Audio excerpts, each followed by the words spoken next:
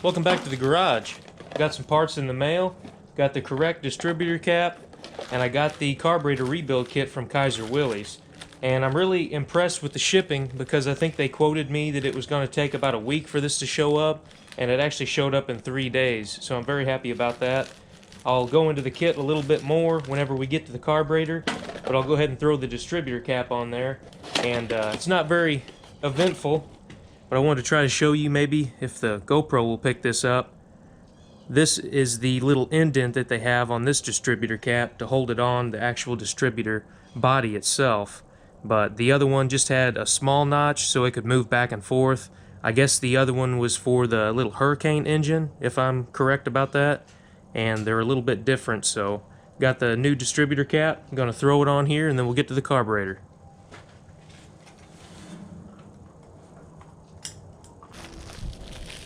Alright, I got my shop table set up outside of the garage today. The weather's supposed to be beautiful. It's supposed to get up to around 55 degrees.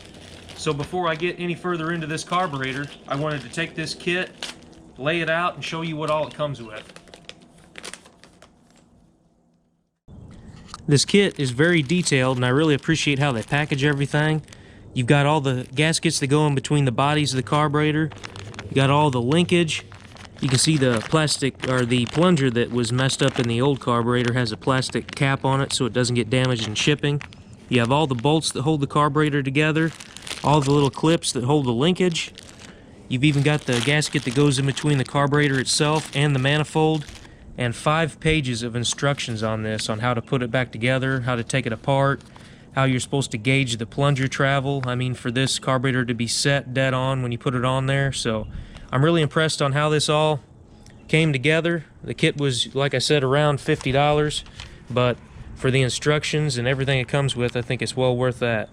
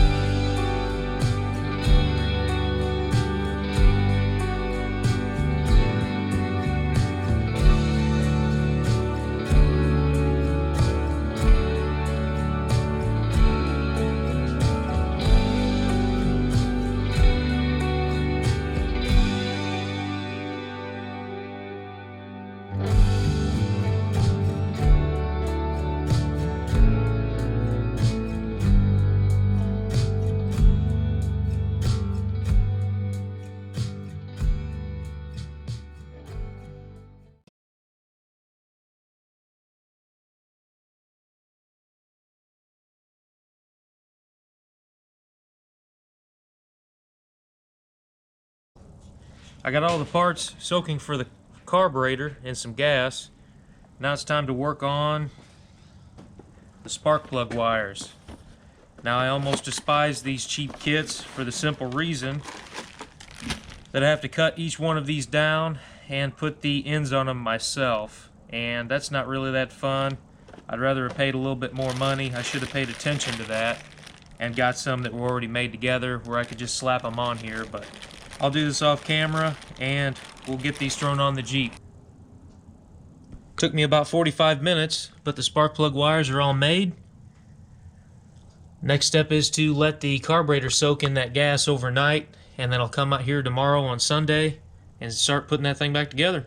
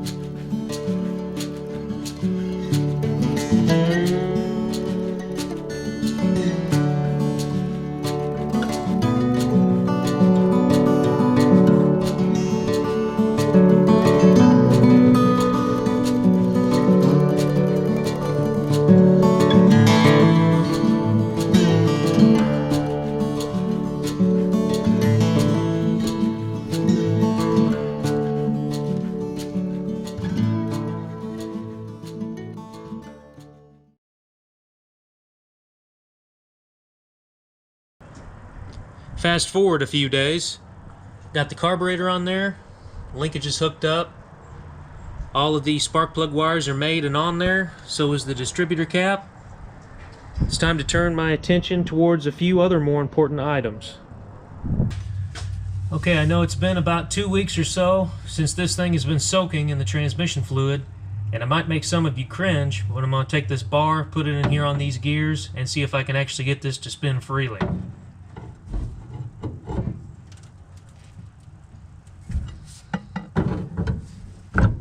Oh, there we go. That worked out a lot better than I actually thought it would. So it looks like the transmission is mostly freed up. I think if I can get the shifter housing back on top of this, put the shift forks down there, and try to move that in and out of gear, I think it'll break these free, especially that collar. But I think it's time to move on to the engine and drain the oil out of this and see how bad it looks.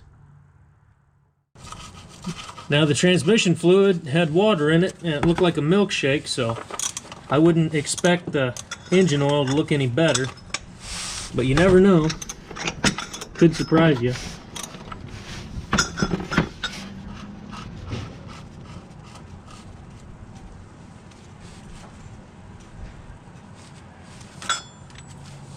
Might not be any in it at all.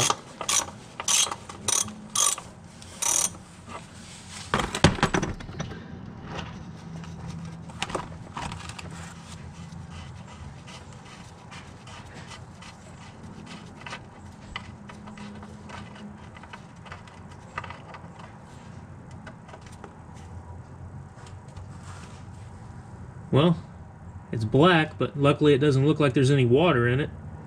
It doesn't look like a chocolate milkshake, so it may be pretty good. Doesn't look clumpy at all, which is nice.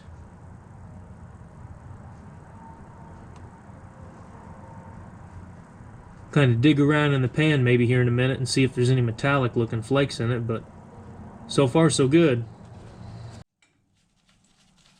Now the oil that I took out of this engine actually looks like it's in surprisingly good shape. I mean, it's dark, but there's no metallic flakes in it, and it doesn't look like a milkshake, so I don't think there's been any water that's got into this engine, which is very good. There's a good chance that this little engine's in good shape, so next video, hopefully we'll try to start this. I have the carburetor back on, and I need to hook up a fuel tank to run down to it, because the fuel pump that goes on the block, I would imagine, is probably full of junk, and I probably need to get a new one for it. I would have tried to have maybe started it in this video, but I forgot two things when I was ordering parts for this. First part I forgot, ignition. Now there's an ignition in this Jeep. It's kind of hanging out from under the dash. I guess somebody had a problem with it before. The back of it's corroded up really bad, and I don't actually have the key for it also. So I need to buy one of those. Hopefully they're cheap. I haven't really looked at one yet. Second one, oil filter. I've kind of gotten spoiled on working on newer stuff, and I didn't even think about this Jeep needing an oil filter that goes into this canister. I'm kind of, like I said, spoiled on working on newer stuff. I thought I could just go to the parts store, grab an oil filter, screw it on the side of the block. Didn't really pay any attention to it, and it's not new enough to have that oil filter on the side of the block, so I need to order the oil filter that goes inside of this canister, an ignition, hook up the lawnmower tank or the fuel tank that I'm going to use to this carburetor, throw a battery in it, and hopefully the wiring's good enough to where we can at least see if this thing will start, turn over, and run. And I had some video that I recorded when I was putting the carburetor back together, but I'll be completely honest with you, it was just pretty much garbage. I have a hard problem trying to get the GoPro to zoom down in to where I can show kind of the delicate procedure of putting it back together. And I think some of the footage that I got, I was kind of blocking the camera, and I had to look through the instruction manual on this carburetor back and forth, and the video would have been cut up into so many segments that I didn't really want to throw that in there and bore half of you to death. So, but hopefully the next video we'll get this thing started and see if it runs, and hopefully it runs good.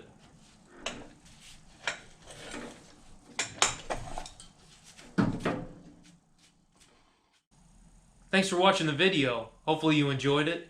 If you would also check out my buddies at Central Oregon Shenanigans and the Fox Shop. Their channel links will be in the video description below. If you like what you see, go ahead and subscribe to them. And I also wanted to say, if you do comment on YouTube videos, mine or whoever's, it'd be a good idea to go through your Google account and check your privacy settings on your comments, because for some weird reason I get comments sometimes and I'm not able to reply to them. So it'd be a good idea if you went through there and checked your settings.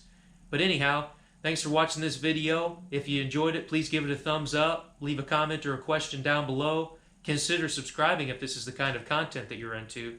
And just a friendly reminder that it doesn't matter if you're working on your project in a garage or in your driveway. What matters is that you go out there, you do the job yourself, and you learn more about your project, whatever that project may be. Next video will probably be something different. Probably have to take a break from the Jeep for a little bit and get some stuff done outside. But thanks again, and I'll catch you next time.